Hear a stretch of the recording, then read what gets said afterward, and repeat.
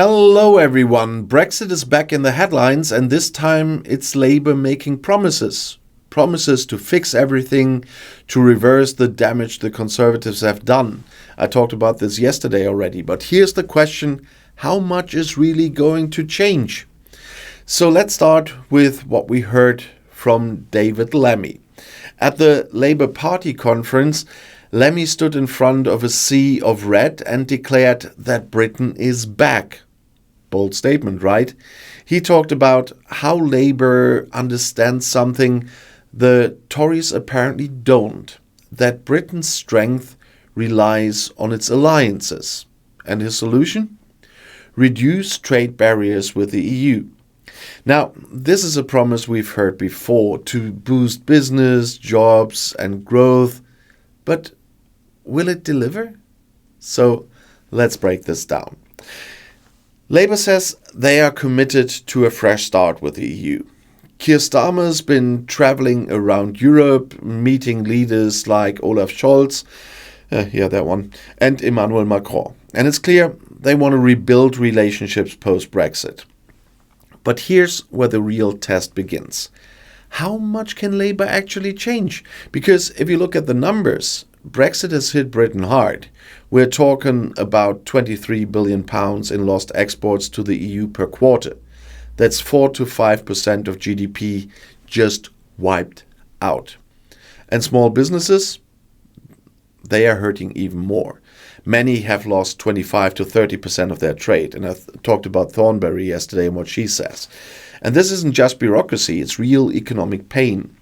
And Labour knows this.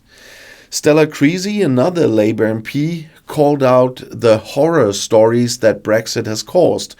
She pointed to the pollution in rivers, has she seen my video last week, a decline in food quality and the chaos in supply chains.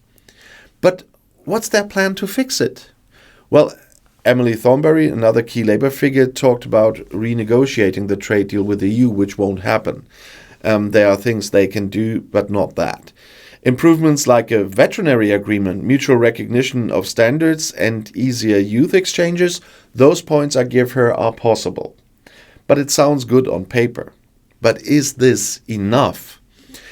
Joel Rieland from UK in a Changing Europe doesn't think so. He's not convinced that Labour's proposals will make a big difference. He says it's just the Rishi Sunak agenda with a little more sugar icing. So think about that for a second. Labour might sound different, but are they really offering more? Because here's the kicker. They have no intention of rejoining the single market or the customs union, which would be a mammoth task anyway at the moment. And that's a massive red line for both Labour and the Conservatives. And guess what? As long as Britain stays out of the single market or the customs union, the big economic costs of Brexit remain unless they make a payload of concessions to the EU.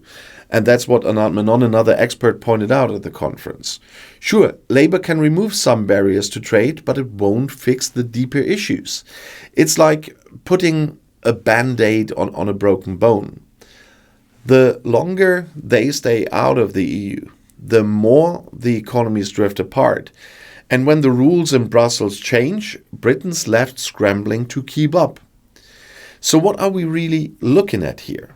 Labour's message is one of hope, but the reality is more complicated. Closer ties with Europe? Absolutely necessary. But revolutionary changes? Not likely. And here's something else to consider. There is skepticism in the EU about Britain's position. Paul Adamson from Encompass Europe put it bluntly. Does Britain even know what it wants? That's the view in EU circles. And they do have a point here. Even Labour, with all its talk of cooperation, seems vague on the specifics. And they are walking a tightrope. They don't want to alienate pro-Brexit voters, but they also know the country needs the EU. And yes, they need the EU more than the EU needs them, just to put that one up again. And there's another issue hanging over this whole debate. How long will Labour stay in power? Because let's be honest, that uncertainty also plays into how seriously the EU takes Britain. And even if Labour's in power for a while, what happens after? Will the next government tear up everything they've worked for? That's a real concern in Brussels. So, to wrap this up, Labour's making big promises. They say they want to fix Brexit. They want to bring Britain back to the world stage. But how much will really change? It's looking like they're offering adjustments and not a complete overhaul. And as long as they are outside the single market and the customs union or make major concessions about EU rule, the economic pain will continue. And Labour may be trying to sweeten the deal, but they can't escape the fundamental challenges of Brexit. And that is the reality.